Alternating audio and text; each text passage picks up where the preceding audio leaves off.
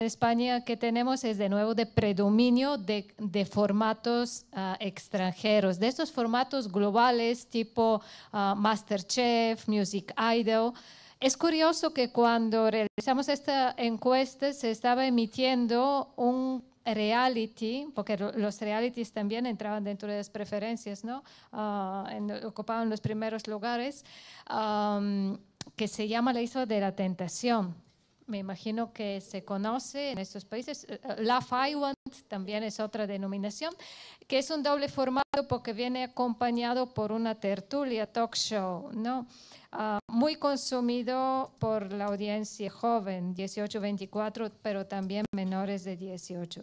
Esos son estos formatos globales, como hemos podido comprobar en el momento de que los tenemos ya en todos los países y es producción externa, a pesar de ser adaptada a lo que son las necesidades locales. Y eso es lo que puedo decir. No sé si la pregunta contiene más aspectos. Si eso podemos contestar. Gracias. Sin papelito, qué indisciplina. Para hacer una pregunta a Luisa. Bueno, muchas gracias. Luisa, es que me quedé pensando, en tu calidad de coordinadora de comunicación social, me parece que este proyecto nutre mucho el énfasis, o puede nutrir mucho el énfasis. ¿Qué relaciones, qué vínculos, qué posibilidades le has visto vos al proyecto para la escuela en general, pero para comunicación social en específico? Bueno, primero, la coordinadora de comunicación social, Janet. Pero somos como Ortega y Gasset. Entonces pensamos muchas cosas de manera conjunta. Exacto, a veces nos completamos las frases. Pero a mí me parece que es un proyecto que sí le aporta mucho porque justamente está mapeando un montón de organizaciones de transformación social que dialoga muy con la epistemología de comunicación social, que es pensar siempre la comunicación para la transformación. Y además encuentra que la comunicación se da en todo tipo de organizaciones, aunque no tengan el nombre de ser organización de comunicación, sino que la marcha de la gorra tiene una dimensión comunicativa, desmadre colectiva, que son este tipo, yo utilizo muchas de estas porque pero son 19 y son un montón, todas tienen una dimensión comunicativa bien fuerte, que es lo que nosotros queremos analizar, y ellos y ellas incluyen dentro de sus prácticas activistas la comunicación, porque solamente la puesta en escena, por ejemplo, había uno que era tejiendo, y el tema del tejer, cómo nos encontramos para tejer, también termina siendo un acto comunicativo en términos de que es un espacio de encuentro. Entonces, sí tiene, y creo que para comunicación social nos ayuda a pensar estéticas, o sea, como las estéticas formas de construir mensajes que no necesariamente son los tradicionales ni los hegemónicos, sino para mostrar otros lugares, otros espectros, y nos pone horizontes de transformación, porque nos implica, y ahí está Nicolás con la camiseta. Nicolás, ¿quieres decir algo? Bueno, aunque es muy específico en la escuela, pero y nos da horizontes de transformación, ¿no? ¿Dónde podemos encontrar la comunicación para el cambio social? Que no es necesariamente donde nos lo imaginamos, sino en múltiples iniciativas. ¿Puedo decir algo? Nico quiere decir algo. Voy. Nico tiene un minuto. No, breve nomás, porque en realidad creo que se aplica a cualquier carrera o escuela o licenciatura o estudios de comunicación.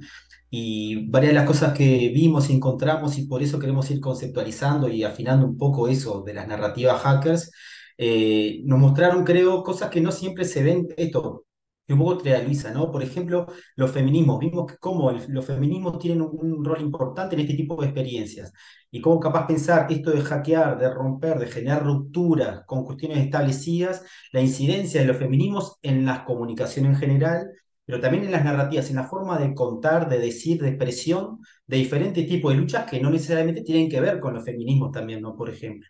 Entonces creo que puede ayudar a pensar en cualquier carrera, en cualquier circunstancia, dimensiones de la comunicación desde los movimientos sociales, de las luchas sociales, y bueno, en todo caso, mirarlas también con un montón de conceptualizaciones, definiciones que ya tenemos en las bibliografías, si efectivamente encontramos algo distinto o nos estamos repitiendo. También es parte del desafío ver si hay algo nuevo o no, ¿no? Por ahí.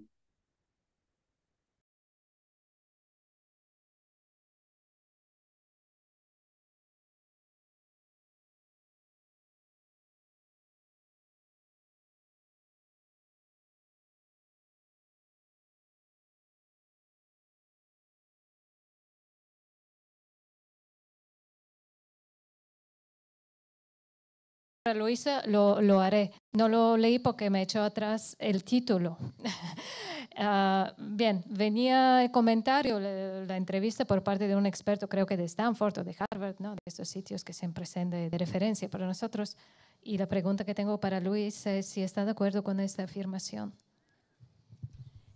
Sí, sí, sí, o sea, creo que hay que reutilizar la comunicación. Era un poco lo que nos explicaba la teoría de la comunicación de América Latina, que es cómo tú reutilizas desde lo popular para la transformación. O sea, reutilizas los códigos hegemónicos y les das vuelta y dices, ok, si esto es hegemónico, ¿cómo lo agarro y le doy vuelta para mostrar otro significado, otra matriz cultural, otro punto de vista? Y también, no solamente hackear el código es reutilizarlo y armar otra cosa, sino también tiene que ver con la ética colaborativa. Y es que estos espacios o estas iniciativas tienden a ser muy horizontales, tienden a ser muy de compartir el conocimiento, de que yo no, o sea, esto no es mío, y no lo pongo, sino estamos construyendo de manera colaborativa, colectiva, y ese modo de producción del conocimiento también implica una forma colectiva de reproducir la vida, que termina siendo pues muy revolucionaria en tiempos donde la reproducción de la vida es tan individual y todo el mundo encerrado en su cajita. Bueno, muchísimas gracias a este panel. Su trofeo de pregunta.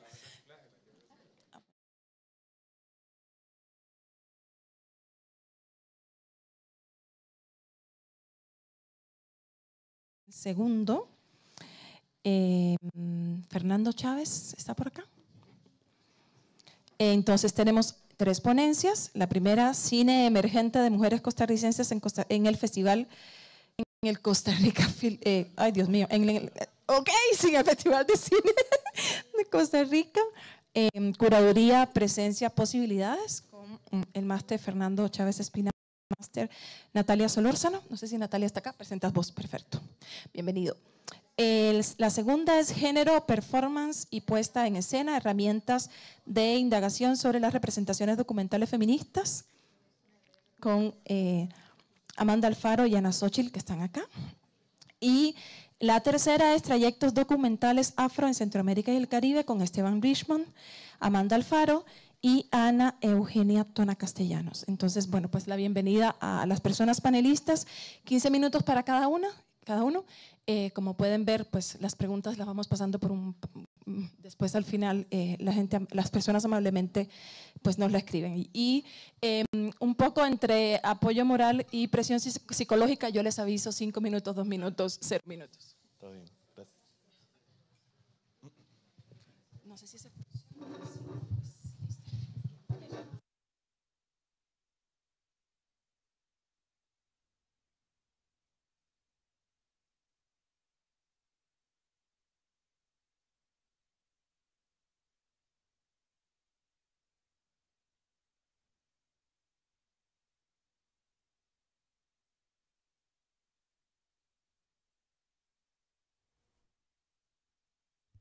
Ahora sí. Muy bien, muy buenas tardes. Muchísimas gracias primero al Centro de Investigaciones en Comunicación y a la Escuela de Comunicación por esta invitación, a Natalia Solórzano y a mí, para presentar este proyecto que está muy en proceso. Ya les voy a contar en qué consiste.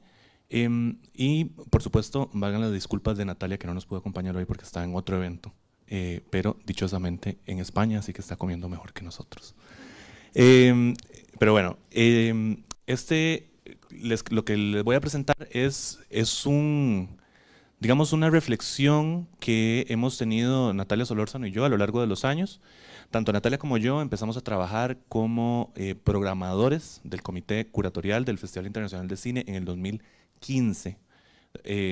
bueno, en diferentes etapas. El caso es que hemos ido cambiando de roles a lo largo de los años, y en el 2021 yo asumí el rol de director artístico del Festival de Cine, del Costa Rica Festival Internacional de Cine, que organiza el Centro de Cine del Ministerio de Cultura y Juventud. El momento, y Natalia Solórzano fue parte del comité de programación el año pasado.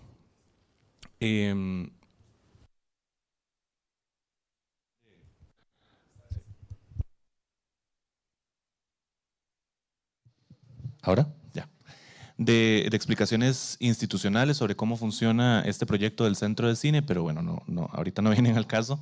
Pero lo importante es lo que voy a repasar brevemente. Y les digo que es un proyecto en proceso porque se trata, como pueden ver, de una investigación de carácter autorreflexivo sobre procesos curatoriales que hemos desempeñado en este rol, pero también porque nuestra esperanza es desarrollarlo no solo a un nivel, digamos, textual, académico, sino también por medio de talleres y eventos que vamos a realizar a lo largo de los próximos meses. Entonces ahí les estará llegando la información.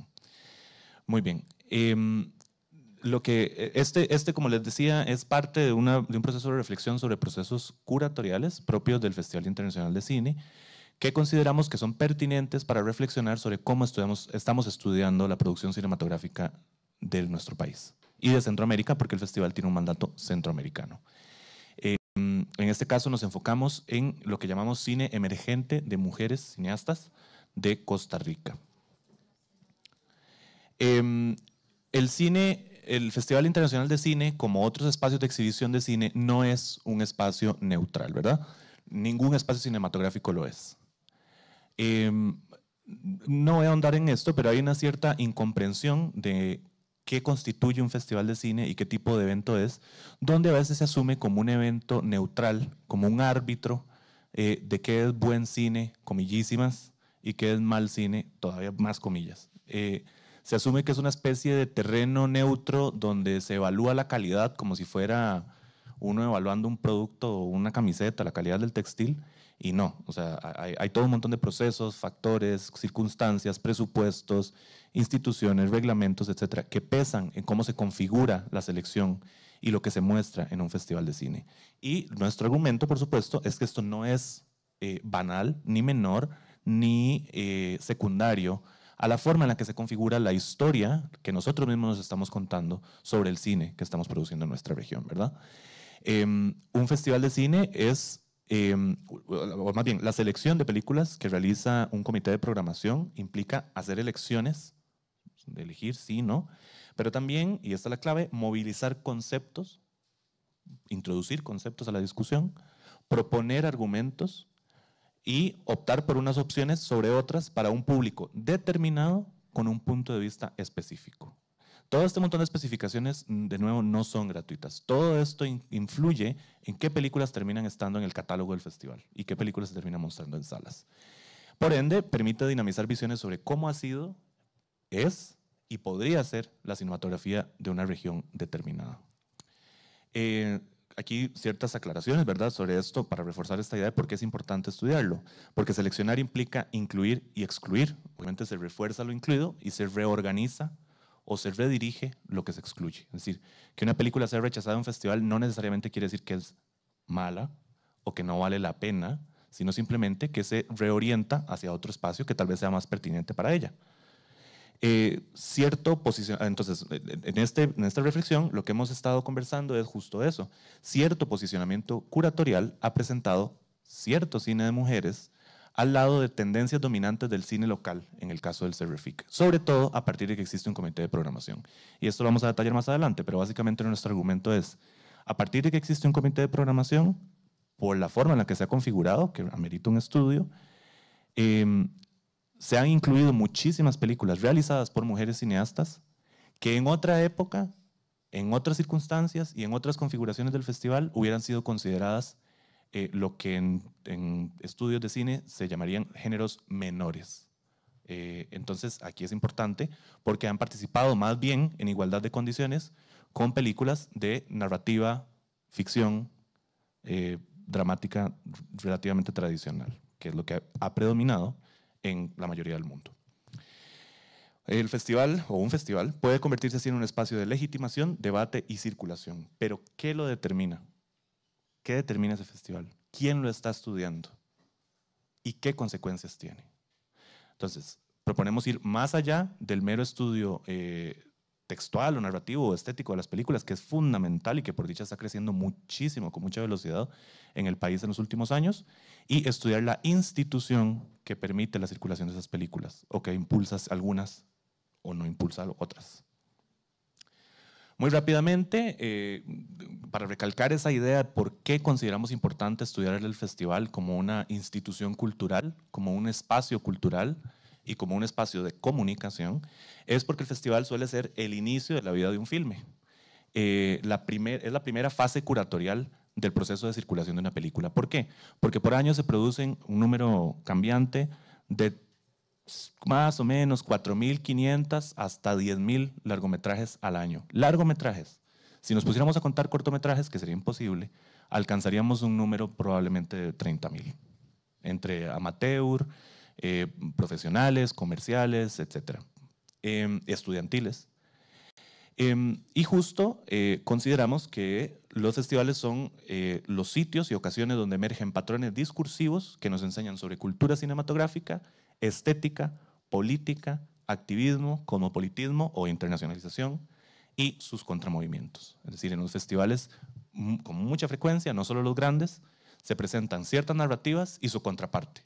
Entonces vemos muchas veces festivales que tienen una sección clásica, la selección oficial de competencia, con películas de autores, más que todo hombres, muy establecidos en narrativas relativamente tradicionales, y en el mismo festival un evento organizado con la contra, con películas experimentales, géneros experimentales, autores y autoras no necesariamente validados por ciertas otras estructuras del cine como industria, sino de otras como el arte, el activismo, etc. Entonces eso es un espacio muy frecuente y es el caso de nuestro festival.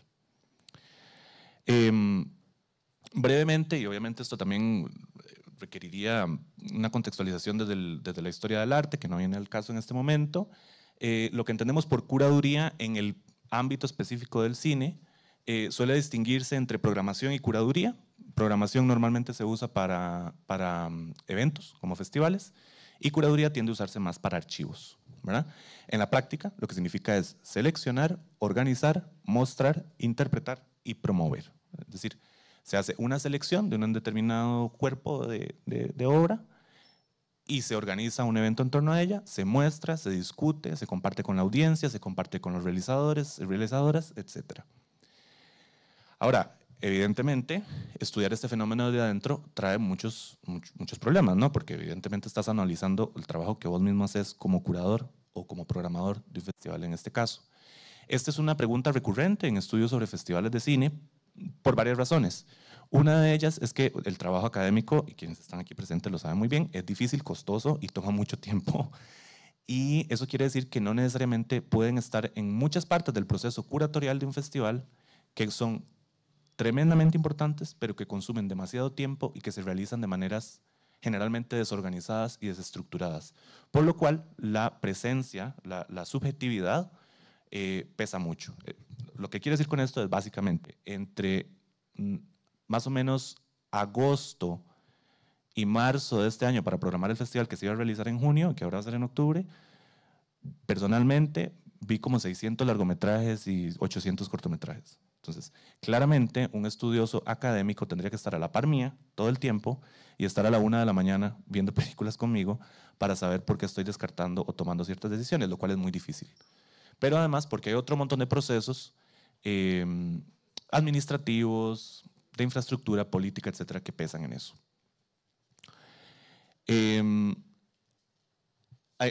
Planteamos cierta forma de comprender cine de mujeres y aquí es donde me quiero referir a esa idea de géneros menores y es básicamente de que el cine de mujeres entra en el debate de los estudios de cine en los 70, a partir del 70, se empiezan a identificar varios patrones y es que como las mujeres no tenían acceso, la mayoría, a los medios de producción, tienden a favorecer ciertos géneros como el autobiográfico, el cine ensayo, el collage, el experimental, el videoarte, el documental autobiográfico, el documental autorreflexivo, etcétera, etcétera, que usualmente no formaban parte de una idea Canónica de Cine. El CERVEFIC, rápidamente, es un heredero de la muestra de cine y video costarricense, que era un evento donde básicamente la idea era mostrar la mayor cantidad posible de producción local. Todo lo que se producía, porque se producía muy poco. Del 92 al 2010 funcionó así. A partir de 2011 el festival sufre varias transformaciones hasta que en el 2015 se estabiliza con un director artístico, que ha tenido 3 hasta ahora, y un equipo de programación conformado por 3 personas, más un asesor internacional que ya no está. Nosotros lo que estamos haciendo entonces en este momento es estableciendo un estudio de toda la selección, de todas las muestras y todos los festivales que ha habido, para identificar cómo, sobre todo en el cortometraje, ha crecido mucha la presencia de mujeres, de realizadoras, y luego lo que queremos hacer es ya ahora sí desgranar los géneros en los que se han presentado, porque sí se han tomado decisiones curatoriales donde pesa el hecho de, bueno, tengo esta película, que la misma cineasta nos ha dicho, es que es un videíto, es que no es como para festival, y la ponemos a competir con un corto narrativo de ficción tradicional, y termina ganando, o ganando algún reconocimiento. Entonces, evidentemente, hay un debate ahí sobre qué se pone a competir con qué entra al diálogo y qué no, y qué se hubiera considerado de sección paralela en otro momento. Aquí más bien es la decisión, bueno, cuestionarnos la decisión de, bueno, ¿qué estamos generando al poner una peli a la par de la otra? Aunque, por supuesto, surge la pregunta, ¿cuánto de esto es un resultado obvio del hecho de que, también es un tema que hay que estudiar a profundidad, muchas de las cineastas más prominentes en todos los géneros, incluyendo los más tradicionales del país en este momento, son mujeres? Y de que, por ejemplo, en Centroamérica, la tradición más, bueno, esa es la mesa que sigue, la tradición más larga y elaborada, por ejemplo, de la no ficción o el documental, es de mujeres. Entonces, eso evidentemente va a tener consecuencias históricas y va a tener consecuencias en este momento, donde el acceso a los medios de producción es mucho más democrático y a los medios de difusión. Y por supuesto, lo que también tenemos que establecer es un estudio de las decisiones institucionales y políticas en cuenta de alguien aquí presente. Ana Xochitl, la exdirectora del Centro de Cine, pero también de otros directores, Fernando Rodríguez, Brasil del Toro, etcétera, que han ido con el paso de los años solidificando algo que ahora es política institucional, que es que el festival debe ser paritario. Y el FAUNO, el Fondo de Producción Cinematográfica, debe ser paritario. Tanto es así que entonces en las últimas 4 ediciones del festival ha sido de 50 a 69% de programación dirigida por mujeres. Entonces, evidentemente, la política institucional puede influir en eso. Rápidamente, como les digo, esto es un ejercicio curatorial en proceso. Lo vamos a desarrollar a partir de talleres de curaduría, a partir de eventos, a partir de una investigación detallada de la documentación, pero sí definitivamente encontramos una mayor presencia de mujeres, sobre todo en el cortometraje, pero en algunos casos de largometraje. Digamos, este año, la programación que no les he revelado, los 5 largometrajes costarricenses presentes son de mujeres. Exacto, no se lo pierdan en octubre. 5 de las 12 películas centroamericanas y las 5 que son costarricenses son de mujeres. Y de los cortos eran 7 de 12, creo, o 6 de 12. Entonces, evidentemente es una tendencia que, de nuevo, que fue primero la idea de impulsar ciertos proyectos, que las mismas cineastas nos dicen, no, es que eso es como para proyectar en un salón ahí, pero no es como para el festival, acompañado del hecho de que hay muchísimas cineastas, la más premiada de la historia del cine centroamericano, presentes en el contexto local. Lo que sí es que queremos con esto empezar o motivar o invitarnos entre todos y todas y todas a reflexionar sobre que ya tenemos una trayectoria extensa, rica y poderosa en estudios estéticos y narrativos del cine. Ya tenemos un marco histórico general, pero en este momento sí nos hace falta empezar a estudiar más concienzudamente desde Festival Studies, desde estudios de arte, desde estudios curatoriales y desde estudios de industria, la producción, circulación y exhibición del cine costarricense y centroamericano. Y recordar que estas instituciones como festivales, fondos y premios no son neutrales y responden a un entramado de políticas, decisiones y subjetividades que hay que tomar en cuenta a la hora de analizar nuestro cine. Muchas gracias.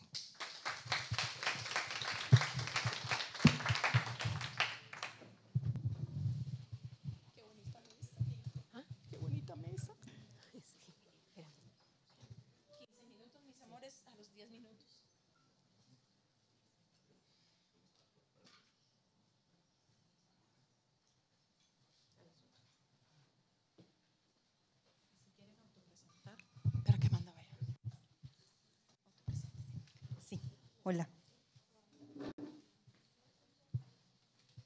Bueno, muy buenas tardes y gracias al Centro de Investigaciones en Comunicación, a Rodrigo por recibir nuestras ponencias,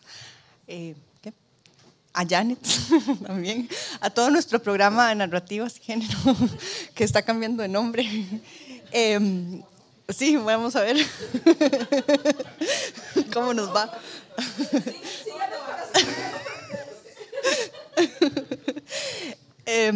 Y muchas gracias por esta selección que a mí me tocó doble esta tarde, pero que creo que es muy pertinente. O sea, que sí puedo ver precisamente la narrativa por dónde va. Es un honor estar acá.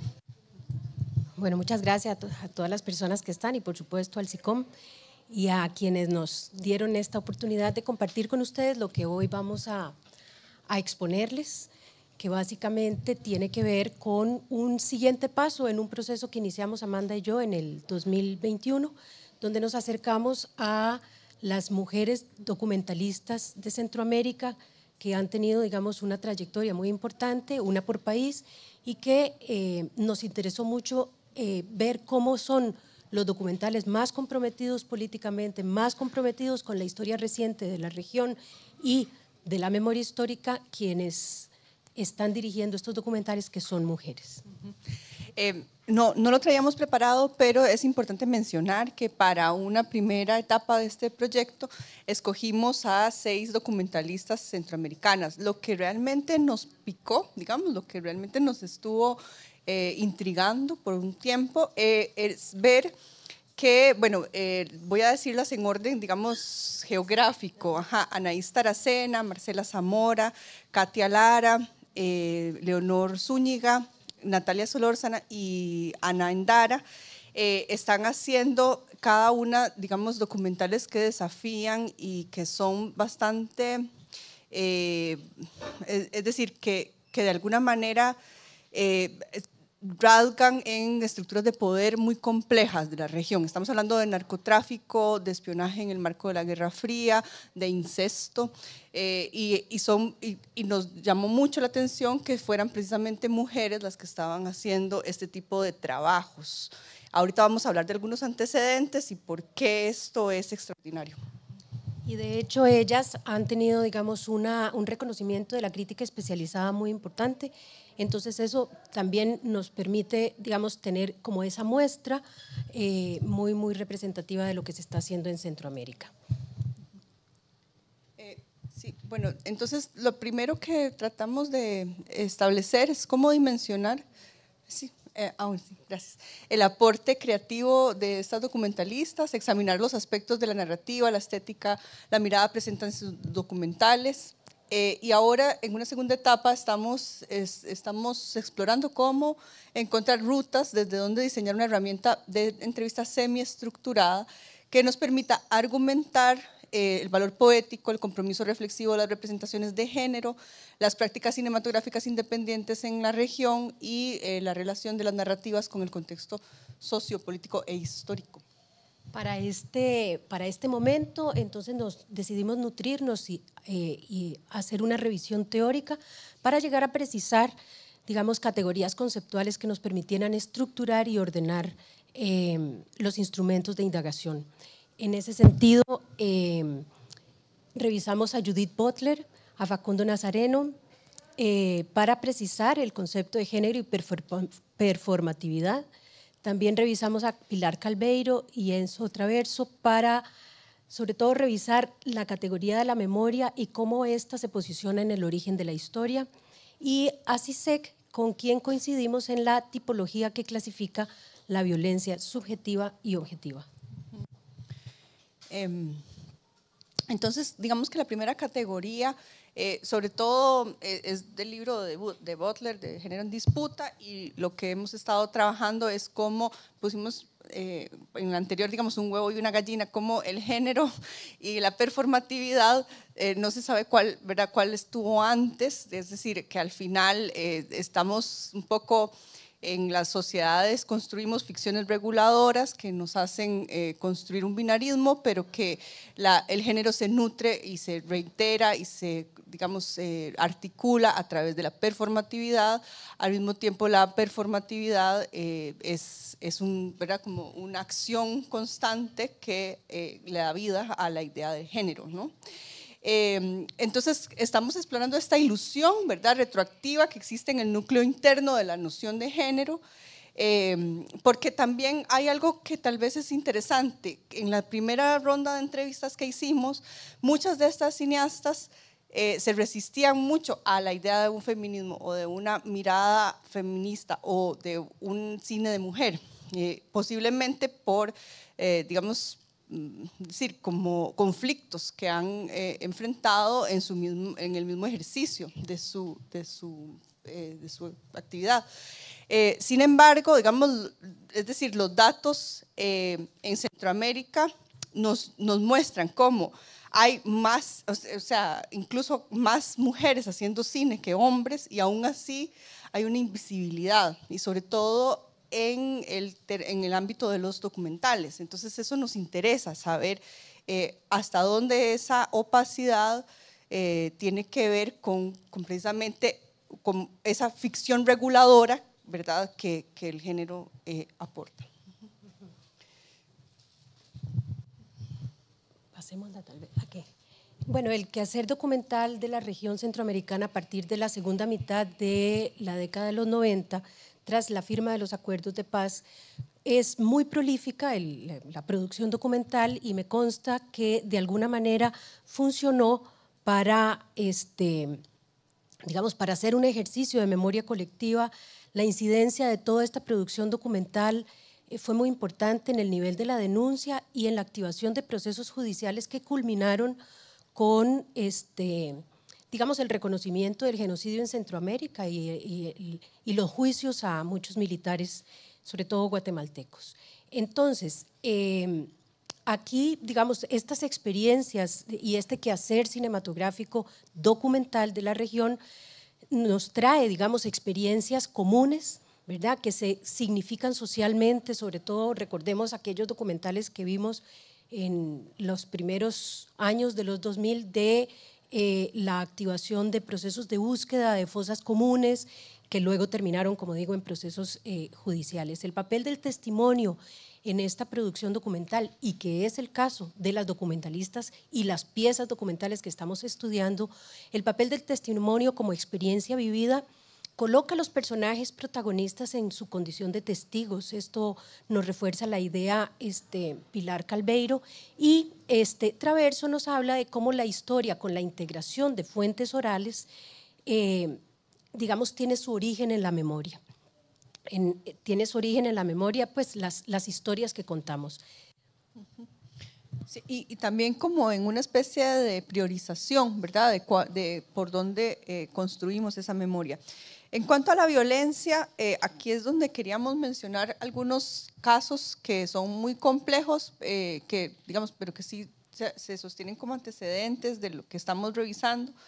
Zizek habla en Reflexiones Marginales sobre la Violencia, en este libro, 6 reflexiones sobre la violencia, de la idea de la violencia subjetiva, que es la del nivel cero, que es la que no parece que exista hasta que irrumpe, digamos. Entonces, un ejemplo de esto es el caso de Cristian Poveda, ¿verdad?, que es este francés-español que fue decir, asesinado por las maras que él mismo estaba representando con documentales. Y otro caso, él digamos,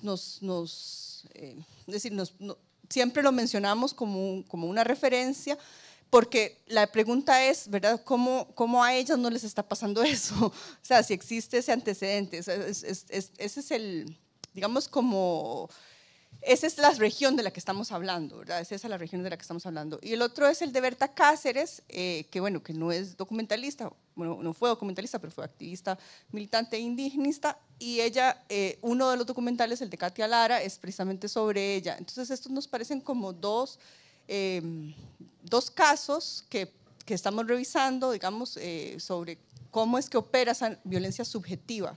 Una es, sí se, digamos, plantea en contraposición la objetiva, que tiene que ver con, por un lado, lo simbólico, el lenguaje, lo que nos atraviesa, la misma manera en la que pensamos, cómo hablamos, ¿verdad? O sea, qué palabras escogemos, etcétera, que viene a estar invisible, pues se sostienen una normalidad, ¿no? Y dentro de la objetiva, otra es la sistémica, que viene a ser la estructura, o sea, la forma, las consecuencias del funcionamiento del sistema, cómo es que se sostiene.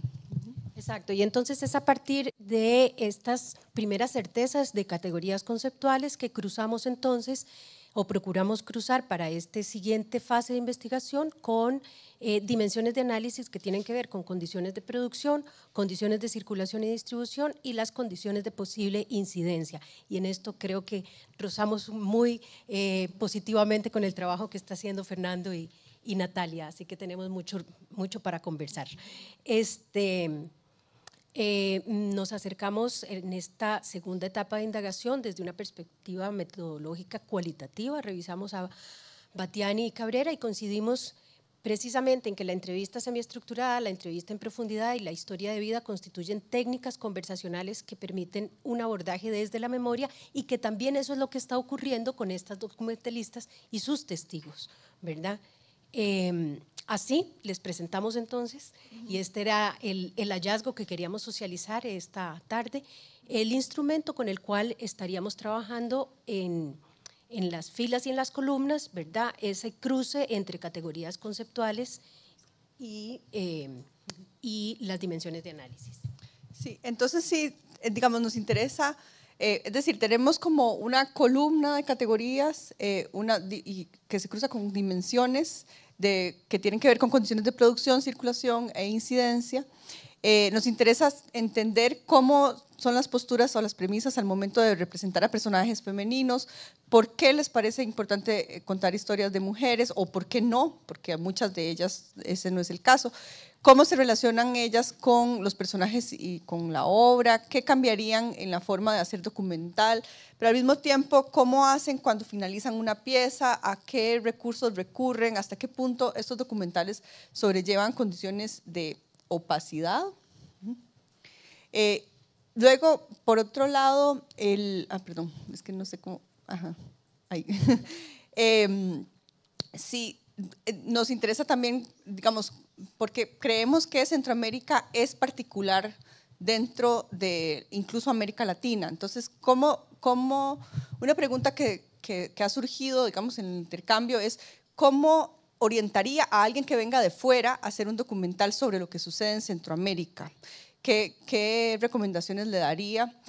Si encuentra censura, si encuentra restricciones, ¿son los documentales una reiteración o digamos, vuelven a ser de nuevo la prueba de la impunidad que sí está bastante documentada en la región? Y para el caso de lo de la memoria, bueno, ¿cómo es su percepción de lo narrado al inicio y cómo todo el proceso, digamos, de realización documental cambia esa primera percepción? ¿Cómo se ven a sí mismas en su rol como cineastas al momento de representar una memoria colectiva? Es decir, ¿cómo es parte, digamos, de esa responsabilidad en el proceso de producción? En las condiciones de circulación, de nuevo preguntamos si han reconocido algunos rasgos, digamos, de censura o de limitación y obstáculo por tratarse de historias que tienen que ver testimonialmente con la historia reciente de la región. ¿Y cuáles reacciones de las audiencias han logrado detectar como favorables o no para la mejor comprensión de la historia reciente de Centroamérica? Partiendo entonces de esta primera aproximación que tuvimos con ellas en el año 2021 y que culminó con un trabajo que está por publicarse, entramos en esta segunda fase ya preguntando sobre esto que hemos precisado después de este proceso de revisión teórica y planteamiento, digamos, metodológico más claro.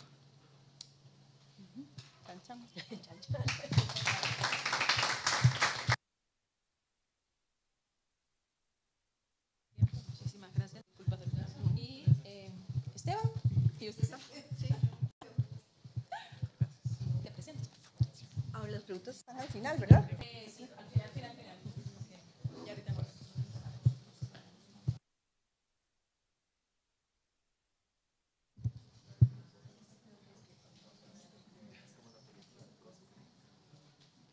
Muchísimas gracias. Bueno. Si tienen preguntas, si las están anotando, si quieren nos las comparten para pasarse a las personas autoras. Sí, yo lo que quería era que tuvieran las preguntas las personas ponentes para que las puedan.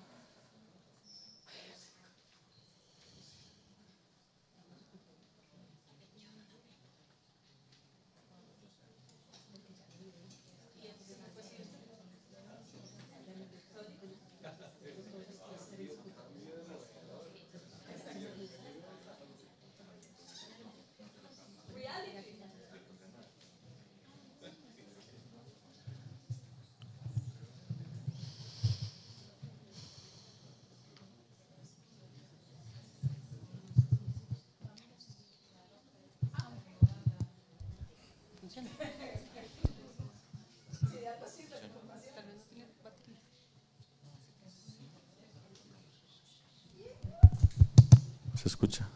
¿Sí? ¿Y el tuyo? Sí. Okay. Bueno, muy buenas tardes a todas y a todos. Qué honor estar acá. Muchísimas gracias al SICOM por la oportunidad de estar aquí, por la invitación. Nosotros somos Amanda Alfaro y Esteban Richmond. Parte del equipo de investigación es nuestra compañera Ana Tona, quien por motivos de fuerza mayor no va a poder acompañarnos hoy. Lo que les vamos a compartir en esta ponencia es parte de un proyecto de investigación más grande que se llama Méfrica Latina, donde anualmente analizamos, hacemos una curaduría y organizamos una muestra de cine documental afrocentroamericano y caribeño. Este año recientemente hicimos el segundo capítulo. Esta ponencia se centra en el primer capítulo que tuvimos el año pasado.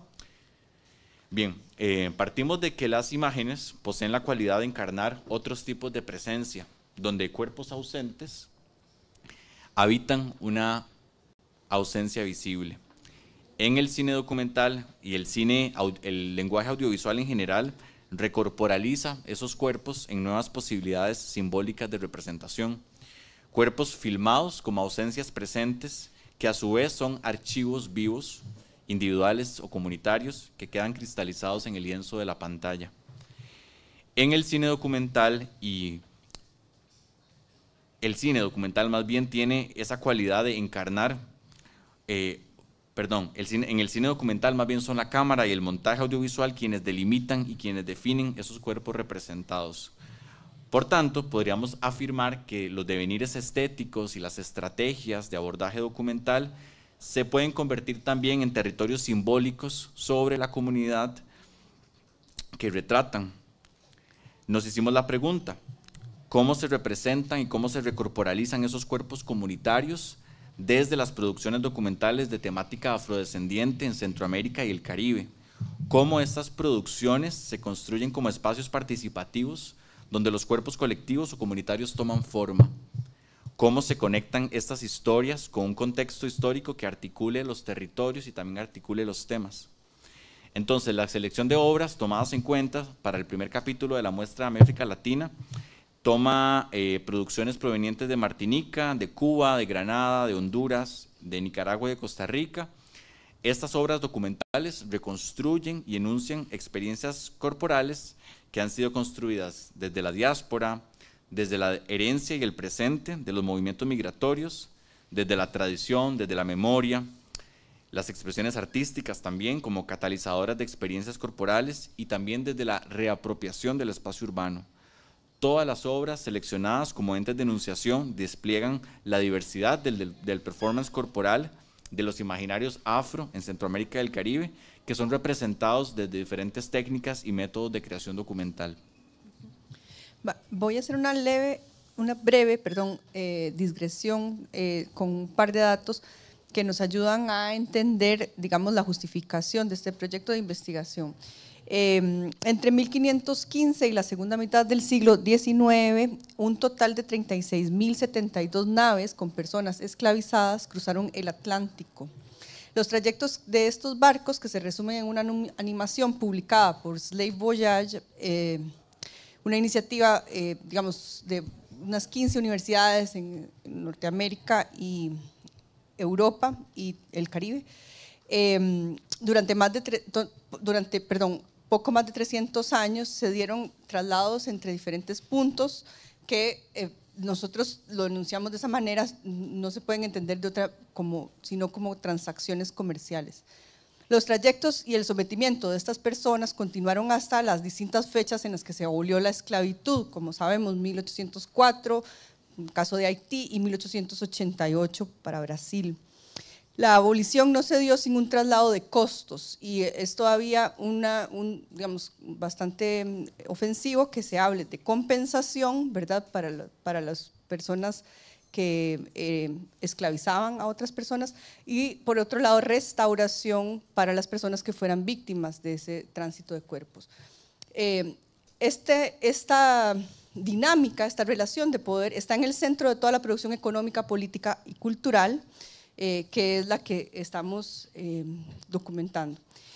La diáspora de personas africanas y el desplazamiento forzado es la base de demografía, como sabemos, de la demografía de amplias zonas del continente americano, y una vez pasado, y a veces en paralelo al genocidio de los pueblos milenarios latinoamericanos, la mano de obra llegó a través de esos barcos, que triangulaban entre materia prima hacia Europa, los bienes manufacturados hacia África y América, y las personas esclavizadas hacia América. La memoria de ese tiempo está fragmentada, y el secuestro de esos cuerpos que sirvieron durante poco más de 300 años a la creación de riqueza europea, luego se convirtió en el secuestro de la energía y la capacidad de crear sentido. Contra esa situación nos hablan estas historias que hemos estado seleccionando ya por 2 años. Y evidentemente la migración, la diáspora es un tema central en la memoria del legado afrodescendiente. Cómo se han trasladado estas personas de un continente a otro y cómo cada uno de estos personajes en estos documentales pone en escena ese dolor heredado, acuerpado en recursos audiovisuales.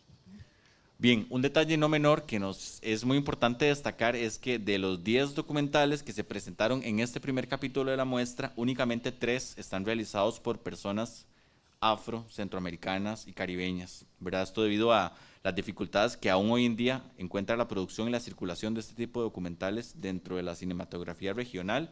Entonces, frente a esta situación, se seleccionaron documentales que son el resultado de una investigación participativa, es decir, obras que se construyeron desde una perspectiva colaborativa. Primeramente, comenzamos, vamos a hablar de cada uno de los documentales brevemente. El primer documental se llama Historia de un ballet, realizado por el cineasta José Masip, y es considerado un clásico del cine cubano postrevolucionario.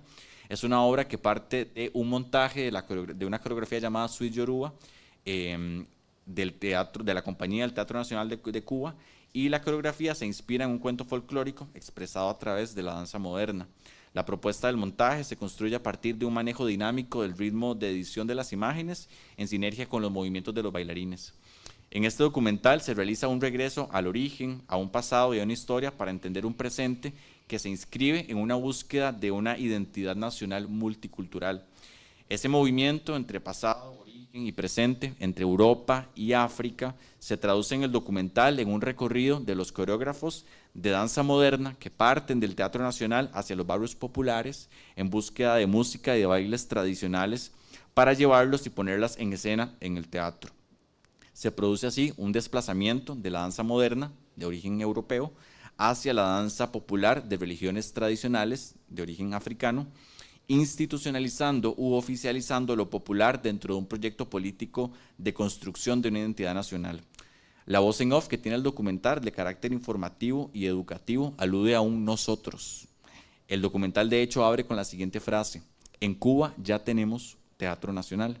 Esta frase hace referencia a esa integración entre el sujeto que narra y el sujeto filmado y los inserta dentro de ese proyecto.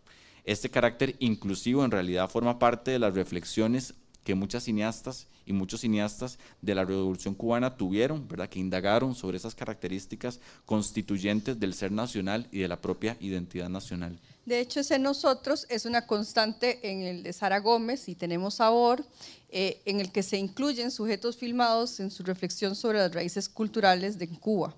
En este documental, Gómez analiza la procedencia y sonoridad de instrumentos propios de la música cubana. El relato es expositivo y educativo y se hace mediante una entrevista a Alberto Sayas, un músico cubano cuya voz dialoga con la voz en off femenina. Estas entrevistas tienen un rasgo de interacción, incluso en una de las secuencias, digamos, se ve la espalda de Gómez escuchando al entrevistado, o sea, nunca se esconde que es ella, ¿verdad?, la que está ahí. Uno más contemporáneo es Yab Yab, de la isla de Granada. En este se retrata la festividad de reafirmación identitaria que de los granadinos, donde nuevamente el cuerpo se convierte como en un ente de enunciación a través de la música, la sensualidad y pintar el cuerpo de negro, utilizando aceite de motor. Esta propuesta de montaje se basa en un enaltecimiento del cuerpo como territorio de resignificación de un pasado de violencia y sufrimiento, donde se recurre a estrategias como un montaje rítmico y la cámara lenta para exacerbar la intensidad de la performance de dichos cuerpos. En el documental de Esteban, Walk and Dance, que es parte de nuestra selección, aquí la gente cuando camina baila, toma como punto de partida la provincia de Limón en el Caribe costarricense, una zona construida a partir de la influencia de muchas culturas que han habitado y ocupado la región en distintas épocas y han cargado también los cuerpos limonenses con información múltiple y manifestaciones expresivas sumamente variadas. Esta es una videodanza documental donde los ritmos y los cuerpos y el movimiento son el eje discursivo principal, pero a su vez se conjugan con miramientos, reflexiones, palabras de los mismos intérpretes y bailarines. El tratamiento audiovisual presenta un retrato de comunidad como un cuerpo colectivo donde la noción de movimiento o de danza no se limita a la ejecución de personas bailarinas, sino que desde una noción expandida incluye el movimiento cotidiano presente en diversos espacios de la comunidad, como del mercado, las personas que limpian el parque, las cocineras de la soda, los monos, las aves que rondan la ciudad, el movimiento de las olas, la lluvia y el viento y las palmeras. Bien, pasamos a la siguiente obra. En esta se llama Nanán y la palabra nanán significa alimento o pulpa. La acotación en el título se refiere a la esencia, a la fuente básica de la alimentación humana. En esta obra los directores presentan este título apuntando a que el arte no es solamente un elemento decorativo, ¿verdad?, es como un postre, sino es la misma estructura con la que se construye sentido. La premisa documental se yuxtapone imágenes de Fort-de-France, mientras las imágenes ingresan un recorrido de artistas grafiteros, teatrales, fotógrafos, bailarines y músicos en un mosaico que exhibe la multiplicidad de sensibilidades que se desarrollan en la isla y en contrapunto entre esta y un puñado de horizontes que cada artista ha transitado, confrontando una mirada externa e interna hacia Martinica. Este filme se apoya en dos estrategias narrativas. Una es los trayectos de cada artista. Muchos de ellos han desarrollado una carrera artística en ciudades de Europa o Norteamérica antes de volver a Martinica. Y por otro lado, avanza en la descripción de estas vivencias, articuladas en las dinámicas culturales de la isla, desde voces múltiples en un ejercicio coral que progresa de una voz a la siguiente, dejando patente la variedad y la diversidad de expresiones artísticas en este territorio isleño. En el documental costarricense, El barco prometido, la memoria se va entrelazando con la historia de un pueblo. Es una memoria oral que surge de los testimonios de los sujetos entrevistados y de las canciones, las cuales cristalizan ese dolor de las personas quienes más o menos 100 años antes habían comprado el boleto para abordar el mítico barco, el Black Star Line, que eventualmente les permitiría volver a África, ¿verdad? Y en ese gesto de entrelazar la memoria y la historia hay una subversión narrativa, una subversión de la narrativa hegemónica. En este documental no hay una intención de indagar en las razones políticas por las cuales este proyecto de Marcus Garvey se vio truncado, apoyándose en datos y documentos concretos, los cuales en realidad son muy escasos. Más bien por el contrario, hay una intención de escucha, de filmar la palabra, más bien como un relato nacional en el cual nacional y propio, ¿verdad?, de la población afro en Costa Rica. Esta historia tiene un tiempo biológico, ya que desaparece cuando mueren las personas, entonces, por tanto, muere la tradición oral. Entonces, esta obra intenta salvarla de la desaparición al convertirla en un archivo audiovisual que permite la recreación y la reaparición, procurando rescatarla del olvido. Bueno, y por último tenemos dos que voy a describir rápidamente. Antología de Carl Rigby, en el que se expone, en ausencia de un libro publicado por este poeta nicaragüense, un documental que hace una performance precisamente de los ritmos y de la memoria, del legado familiar, personal de este personaje. Antología es un documental hecho al antojo del poeta, ¿verdad? Y es una celebración, digamos, de su legado. Y Negra Soy, que es de la hondureña Laura Bermúdez, de alguna manera nos muestra 3 generaciones en Punta Gorda, en la isla de Roatán, de mujeres garífunas, que lo que hace es como, digamos, como trasladar la forma de crear sentido hacia las voces de ella, jugando y, digamos, y de alguna manera desafiando también la imagen del Caribe mercantilizada.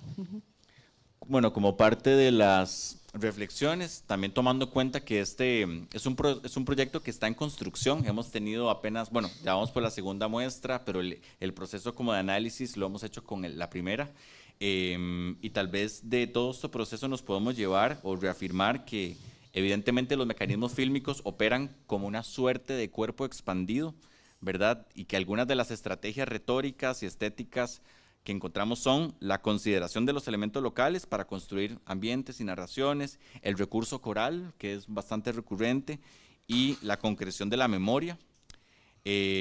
También que las decisiones del lenguaje cinematográfico parten de una intencionalidad de abonar a los procesos de restauración de la dignidad de los sujetos y de las comunidades representadas. Y por último, que estos documentales reflexionan sobre trayectorias, condiciones comunes en el presente, en relación tanto al pasado como en el futuro, que también problematizan categorías identitarias y acompañan luchas e historias mediante una poética que está determinada por la realidad local, que proponen otras formas de entendimiento y de expresión simbólica de los pueblos, estableciendo una metodología del documental participativa, colectiva, que defiende la palabra como un acto y una acción de resistencia ante un relato nacional que muchas veces va en consonancia con un discurso colonial. Al hacerlo, cuestionan imaginarios, acompañan procesos de autoafirmación de los sujetos filmados. Muchas gracias. Gracias.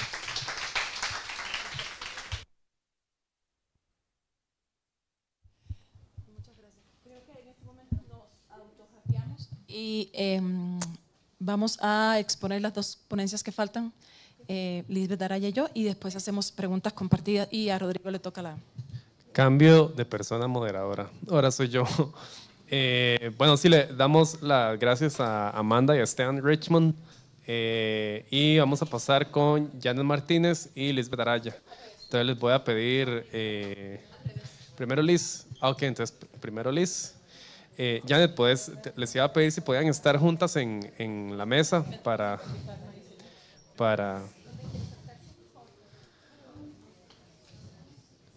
salir bien de tiempo. Es que me disculpo con todos, pero hubo una cuestión con el decanato y a las 4 tenemos que terminar, 4:10 por ahí. Entonces, voy a estar un poquito insistente en eso. Entonces, sin más preámbulo, le doy la palabra a Lisbeth Araya. Muchas gracias. Bueno, muchas gracias por estar aquí en las jornadas, gracias al SICOM por propiciar este espacio. Yo tengo el placer de contarles los primeros pasitos de un proyecto de investigación que se llama así, de las narrativas del miedo a las habilidades para la vida y el ejercicio ciudadano. Este proyecto lo presentamos en un equipo interdisciplinario el año pasado y nos otorgaron los fondos de estímulo en la investigación. El equipo está conformado por personas de la Oficina de Bienestar y Salud, del Instituto de Investigaciones en Educación y de la Fundación Paniamor. ¿Qué fue lo que nos propusimos hacer? ¿Qué es lo que queremos hacer en estos 3 añitos de trabajo? Caracterizar lo que estamos llamando narrativas del miedo de personas estudiantes de los cursos de humanidades de toda la Universidad de Costa Rica. Y lo que queremos es ver la relación de esas narrativas del miedo con las vivencias, las percepciones, las decisiones de estas personas estudiantes para la construcción de lo que estamos llamando guías orientadoras en salud integral. Ese objetivo general se desagrega en 4 objetivos específicos. El primero es, evidentemente, identificar esas narrativas, ¿verdad? Caracterizarlas sobre todo en sus fuentes, en sus objetos y en su relación con lo que estamos llamando el ecosistema mediático. Describir la influencia que estas narrativas del miedo tienen en la construcción de los proyectos de vida de estas personas jóvenes y de sus posibilidades de generar vínculos interpersonales.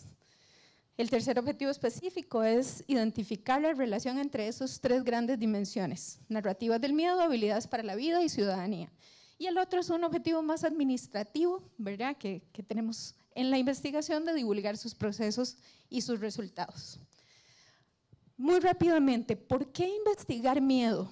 ¿Por qué desde la comunicación pensar en este momento y con personas jóvenes de primer año de ingreso a la Universidad de Costa Rica la emoción del miedo? Fundamentalmente por las características que tiene nuestro contexto actual. Estamos hablando de una Latinoamérica la más desigual del mundo, estamos hablando de una Costa Rica cuyo Gini nunca fue tan desafortunado como en estos momentos, estamos hablando de una crisis ambiental que Rodrigo dibujaba muy bien hace un par de horas, pero también de sistemáticas crisis económicas y del trabajo que adquieren particularidades hoy para las personas jóvenes. Estamos hablando de un capitalismo que ha llevado las demandas de la eficiencia y la eficacia no solo a niveles exorbitantes dentro del trabajo, pero además fuera del ámbito del trabajo en otros niveles de la vida. Estamos hablando del resurgimiento de conservadurismos, de crisis en los modelos tradicionales de autoridad, no que nos parecieran afortunados los antiguos, pero están en crisis, y también los modelos tradicionales de relaciones están en crisis, y eso implica una serie de emociones, incluida el miedo. Una creciente inseguridad que ya vivimos hace muchas décadas, y aquí hay que separar percepción de inseguridad real y material. Y estamos hablando también de las crisis de la institucionalidad y de la política también. Bueno, de las particularidades que tiene hoy ese ecosistema mediático en el que vivimos permanentemente, ¿verdad?, transitando del inline al offline, y la cereza del pastel en ese contexto, la pandemia por COVID-19. Bueno, acá hay una descripción de las personas investigadoras, pero en función del tiempo nos lo vamos a saltar. ¿Quiénes se benefician? Esperamos que con esta investigación sobre miedo, vinculándola con habilidades para la vida y ejercicio ciudadano, podamos ofrecer insumos primero para la población directa con la que vamos a trabajar, personas de primer ingreso en la UCR, de todas las sedes, ya les voy a contar la metodología. Nos gustaría extrapolar eso en algunos niveles a las personas estudiantes de la UCR en general, a personas jóvenes que a través de la Fundación Paniamor se benefician de sus proyectos y de sus actividades. Por ejemplo, las personas que trabajan, las personas jóvenes que en las regiones de este país trabajan con el Consejo Nacional de la Persona Joven o los Centros Cívicos por la Paz. Y finalmente, evidentemente, al personal docente de la UCR. Esperamos tener con este proyecto de investigación 3 beneficios muy puntuales. El primero es pensar miedo. El primero es reflexionar sobre el miedo. ¿Cuáles son sus características? ¿Cuáles son sus condiciones? ¿Qué impactos está teniendo en nosotros como personas? En este caso particular, personas jóvenes de primer ingreso a la UCR. ¿Qué relación tiene con sus proyectos de vida? ¿Qué relación tiene con sus habilidades para la vida? Con sus capacidades de relacionarse, de vincularse, de participar en la ciudadanía activamente. El segundo beneficio que esperamos ofrecer al final del proceso es insumos y guías para el diseño de estrategias, para lo que estamos llamando en este proyecto, promoción de la salud integral y sobre todo prevención del malestar emocional. Y tenemos mucho que hacer desde la comunicación en ese sentido. Primero en la UCR, aquí adentro en casa, y luego fuera en las regiones a través de Pan y Amor y sus aliados que ya les comentaba. A nivel teórico, ¿dónde estamos colocadas en esta investigación? Somos culturalistas. Entonces, si bien uno puede pensar en la emoción del miedo y sus determinantes orgánicos y biológicos y todo lo que nos pasa en el cuerpo cuando sentimos miedo, no es esa la perspectiva que nos interesa. Nos interesa enfatizar en cuáles son las dinámicas sociales, los patrones de comportamiento, las conductas, cuál es la manera en que esta sociedad hoy y ahora en el contexto costarricense promueve qué tipos de miedo, cómo somos enseñadas a reaccionar al miedo en este momento histórico.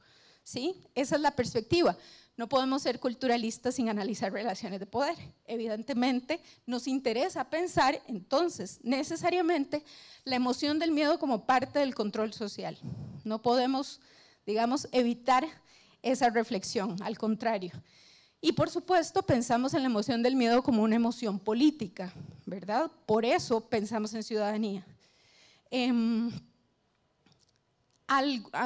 Pensando estos criterios y estos conceptos con Rosana Reguillo, que es una mexicana referente nuestro hace muchos años.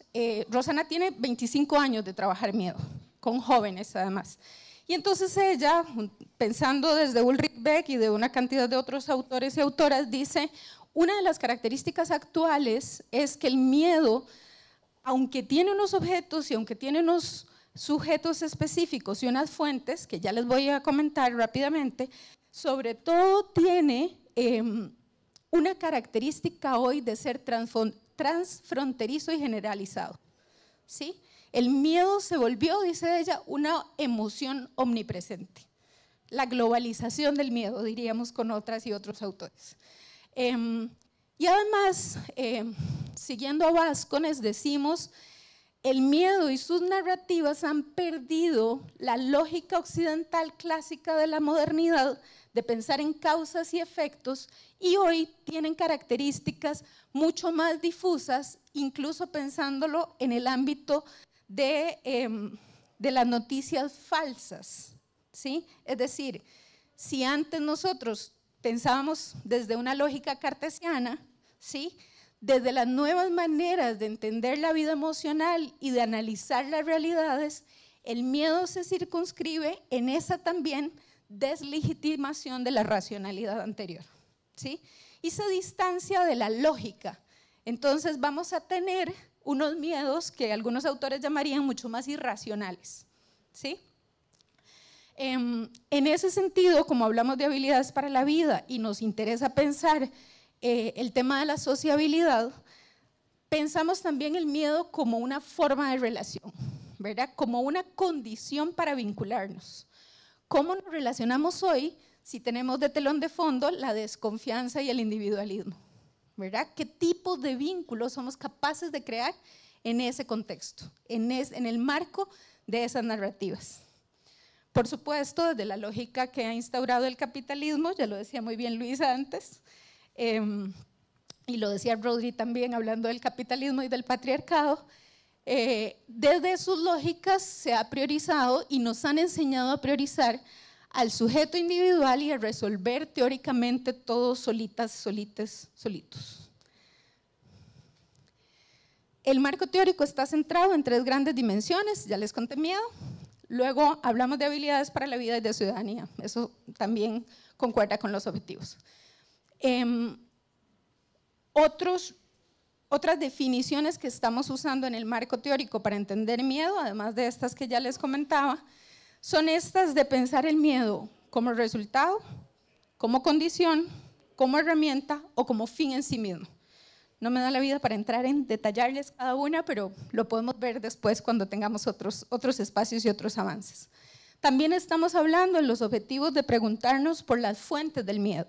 Y ahí la tipología que hemos creado a partir de muchas autoras y autores es: una fuente puede ser procesos naturales, ¿verdad?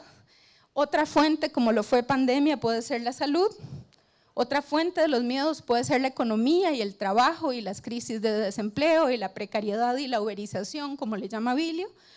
Otra, la tecnología y todo lo que nos ha despertado, por ejemplo, el ChatGPT, en todos esos escenarios que hemos creado desde, bueno, podemos ir atrás hasta la clonación, ¿verdad? Para pensar lo que sucedió allá y entonces con nuestros miedos, y podemos ir al frente y pensar lo apocalíptico y lo posapocalíptico que Rodri también ha estudiado.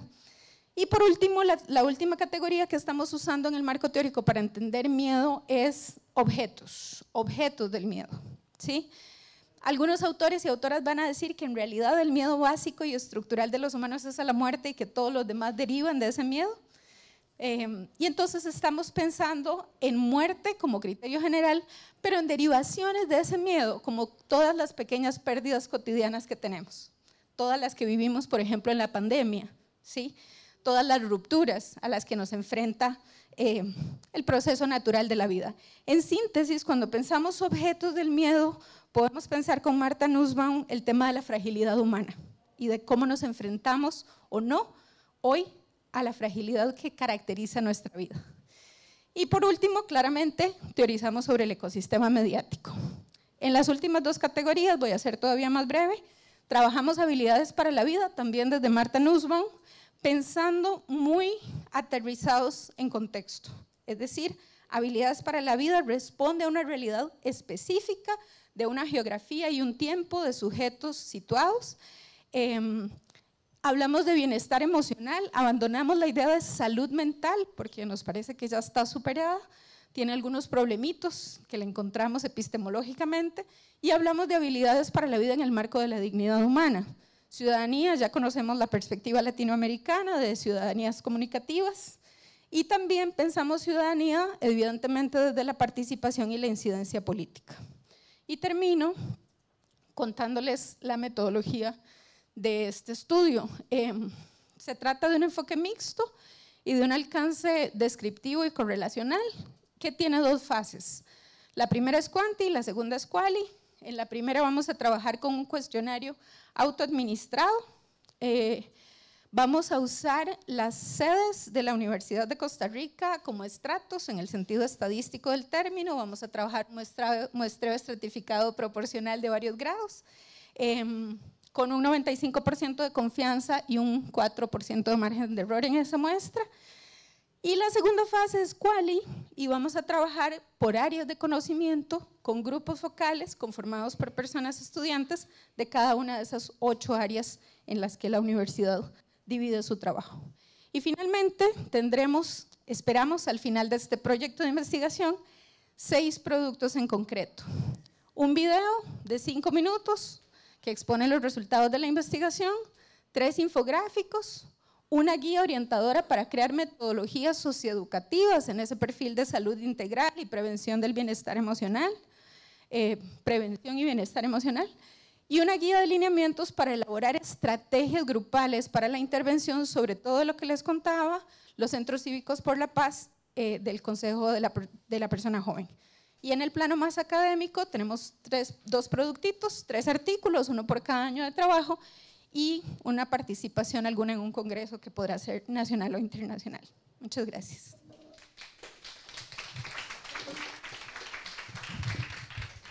Muchas gracias, Liz. Bueno, vamos a cerrar la sesión de hoy y de hecho las jornadas que van a ocurrir en la sede de Rodrigo Facio con la ponencia de Janet Martínez. Y si puedo hacer un comercial, recordemos que mañana continuamos con las jornadas en la sede del Caribe. Si alguien todavía no tiene campo en la boceta, está interesado, hable con Luisa. Entonces, quedan 5 campos. Entonces le doy el paso a Janet. Muchas gracias, Rodrigo. Melissa también dejó la tarea de que les dijéramos que había refrigerio arriba. Entonces, ya, antes que se vayan. Bueno, esta presentación que yo les traigo es resultado de un proyecto del SICOM que este año entra en su tercer año de vigencia y de trabajo, y que lo que hace es indagar acerca de las estrategias de superación de la violencia política por parte de mujeres, ¿verdad?, en el ejercicio político y en espacios digitales. Entonces, digamos que sí. Soy yo la que tiene que autocambiarse. Tengo que saber cómo es esto. Eso. El proyecto tiene el objetivo, ¿verdad?, de analizar las narrativas en torno a las estrategias de negociación, confrontación y superación de la violencia política contra las mujeres en espacios digitales. Acá es muy importante que bueno, todo el ejercicio, digamos que se basó en escuchar a mujeres en el ejercicio político, diputadas, ministras, exministras, viceministras, directoras de oficinas, funcionarias públicas de alto nivel en general, que bueno, pues compartieron su experiencia en torno a la violencia en espacios digitales, a la violencia política en general, a partir de la cual yo construí dos conceptos, ¿verdad?, que voy a compartir con ustedes, que son resultado del trabajo de los últimos 3 años, ¿verdad?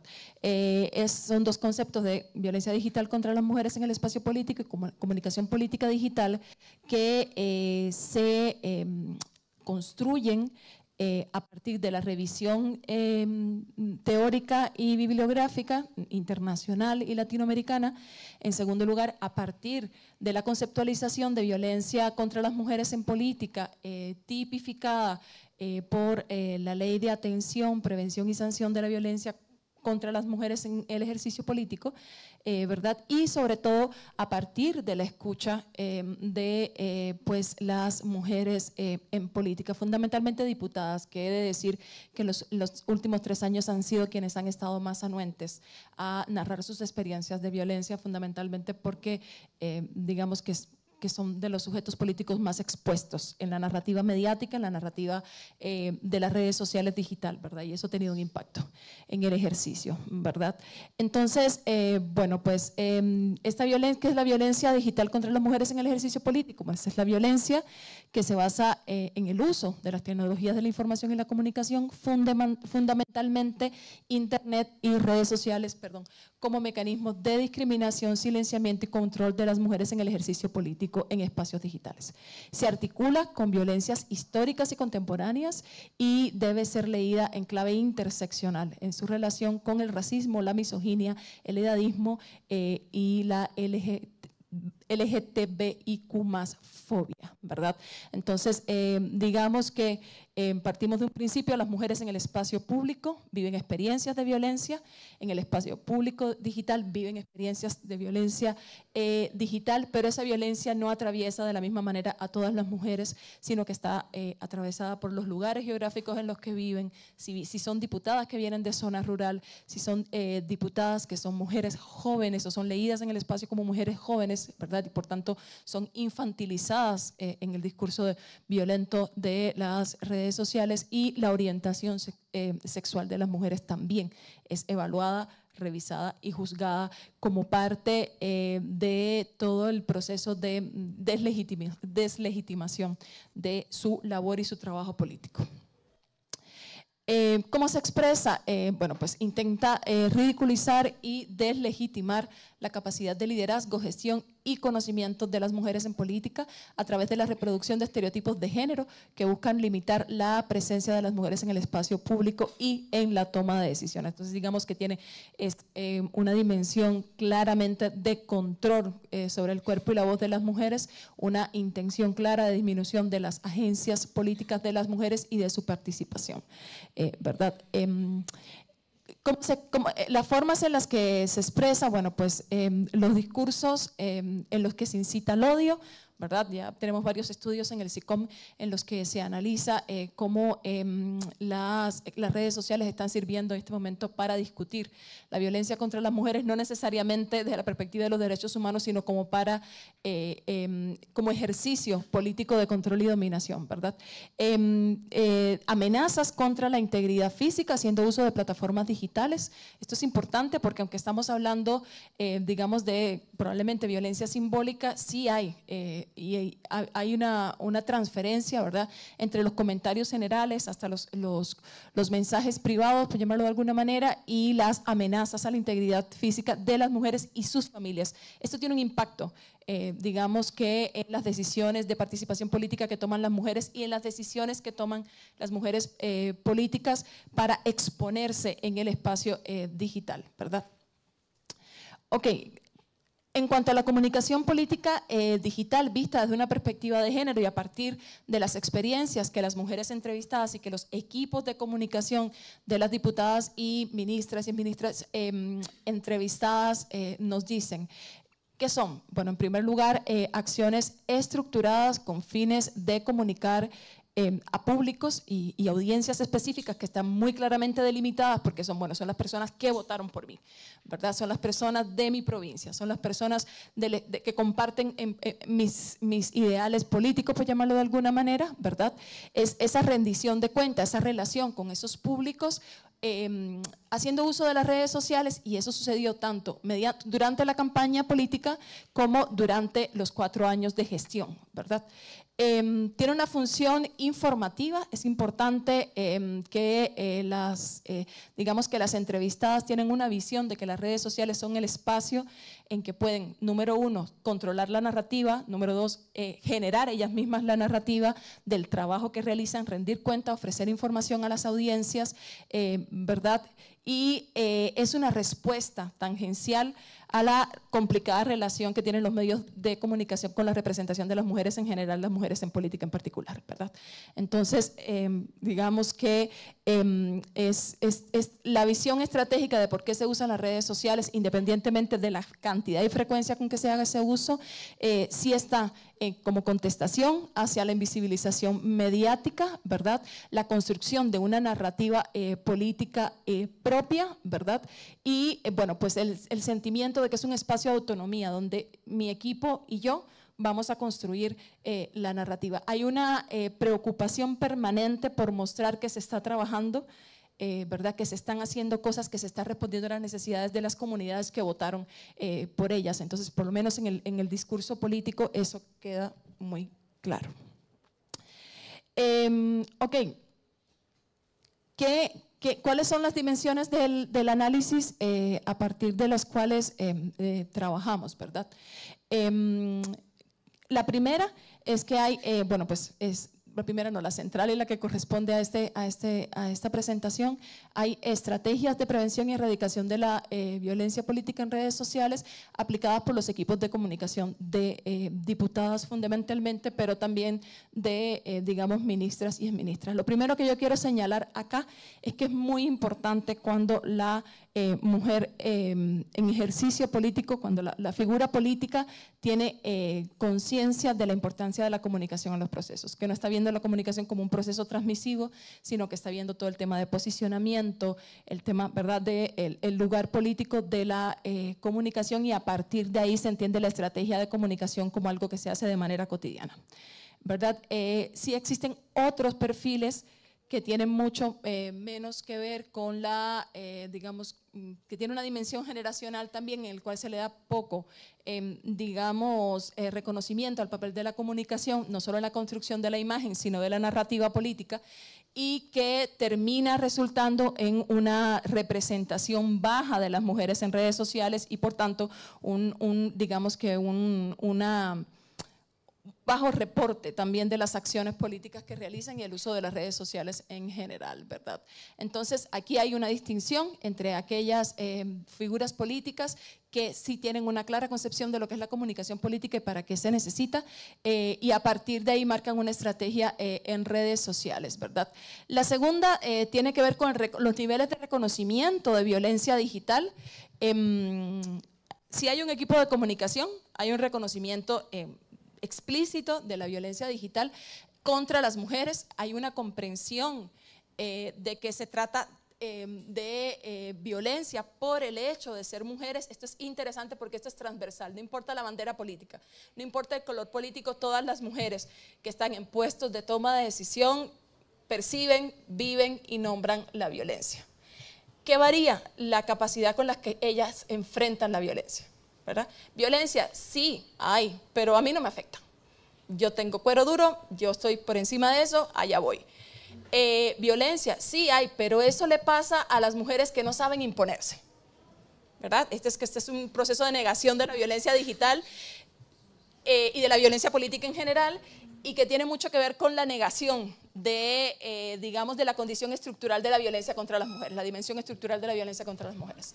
La segunda tiene que ver con violencia, sí, claro, y la presupuesto. Entonces, tengo estrategias de comunicación como, por ejemplo, bloqueo perfiles, y ya sabemos que eso tuvo una implicación, ¿verdad? Con la sala cuarta. Número 1, tengo filtros, ¿verdad? Para eliminar comentarios que contienen palabras como vieja, loca, ¿verdad? Que son, digamos que, significantes que se otorgan mucho al cuerpo de las mujeres, ¿verdad? Y en el ejercicio político, ¿verdad? En cuanto a la estrategia de comunicación propiamente dicha, en los equipos de comunicación entrevistados hasta el momento, esto está en continuará, terminamos en diciembre, pero hasta el momento, y me parece interesante, no hay en los equipos de comunicación entrevistados una estrategia específica para la violencia digital desde una mirada de género, sino que la violencia digital es atendida como cualquier digamos, otro tipo de crisis o revisada como cualquier tipo de riesgo, otro que podría estar fuera de lo digital también. Entonces, digamos que no hay una visión prospectiva necesariamente, sino que se atiende cada caso cuando llega, ¿verdad? Para mí es importante esto porque en los 3 años lo que yo sí he visto, lo que he notado en el discurso de las diputadas y también en el discurso de los grupos de comunicación es una tendencia a, desde lo cotidiano, ir estableciendo protocolos. Pero todavía no estamos en ese lugar en el que hablamos de una estrategia de comunicación política digital con perspectiva de género, ¿verdad? Que entiende el riesgo y que entiende, digamos, la crisis desde esa perspectiva. Se analiza, se ve como otra crisis más, se analiza como otro riesgo más. Por ejemplo, si una diputada va a hacer una intervención que alude al presidente, sabe que eso va a generar digamos una serie de un riesgo, y ese riesgo se maneja, pero no necesariamente desde una perspectiva de género, aunque se trate de una mujer, en política y de espacios digitales, ¿verdad? Se trata como una crisis que le ocurre a una mujer, pero que hablemos de mujeres no necesariamente quiere decir que estamos hablando desde una perspectiva de género. Eso es lo que quiero como señalar. Es importante que se siga, excepto en casos muy críticos, donde hay un pensamiento crítico y una postura crítica por parte de las diputadas y de sus equipos de comunicación, se naturaliza la violencia en espacios digitales. Es lo que hay, es así. Si querés estar aquí, tenés que ponerle, y digamos que hay estrategias individuales desde las mujeres en puestos de liderazgo, pero eso no se traduce a una estrategia colectiva de intervención o de demandas, ¿verdad?, de política pública, de protección de las mujeres frente a la violencia, ¿verdad? Y se entiende la dimensión de género de la violencia digital. ¿En qué sentido? En que sí hay un reconocimiento de a los hombres les pasa si viven violencia, pero no igual que nosotras, ¿verdad? Está muy claro el tema de que a las mujeres literalmente, como dicen, literalmente se nos van al cuerpo, se evalúa el cuerpo, se juzga el cuerpo, ¿verdad? Por encima digamos, de otras dimensiones, se les juzga mucho, muy siglo XX todo, se les juzga mucho por su estatus civil, por sus relaciones, ¿verdad? Y hay, bueno, digamos que por su aspecto físico, ya sea que cumpla con los estándares occidentales y patriarcales o que no lo haga del todo. Entonces, resumiendo, estamos en un proceso que creo yo de reconocimiento de la violencia política como una categoría para el trabajo, para el ejercicio de la comunicación y para el desarrollo, digamos, discursivo y narrativo de las mujeres en política. es un proceso en construcción. Yo, digamos que en los últimos 3 años lo he visto avanzar.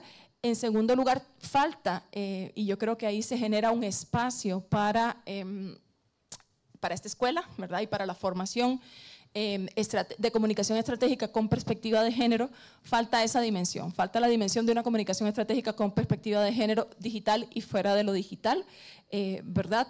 Y creo que eso es un reto para la formación. Y bueno, como conclusiones, antes de que Rodri me saque así como, ya, tenemos una ley, no quería irme sin hablar de que tenemos una ley para prevenir, atender, sancionar y erradicar la violencia contra las mujeres en política, que es una ley que se sale de los límites de la Asamblea Legislativa y del gobierno y que atraviesa las instituciones autónomas y públicas, gracias, y que solo hasta el momento la Asamblea Legislativa ha desarrollado el protocolo interno para digamos, para hacer posible esta ley, para hacer posible la prevención, pero también la denuncia, y que, bueno, pues no hay claridad en cómo atender y prevenir la violencia digital contra las mujeres en política, a pesar de que hay legislación tangencial, pero todavía no estamos hablando de esto con claridad. Y es importante entonces el diseño de estrategias de incidencia política desde la comunicación para hacer posibles estos protocolos internos en las instituciones y también, como creo yo, como una oportunidad profesional para la comunicación política con perspectiva de género.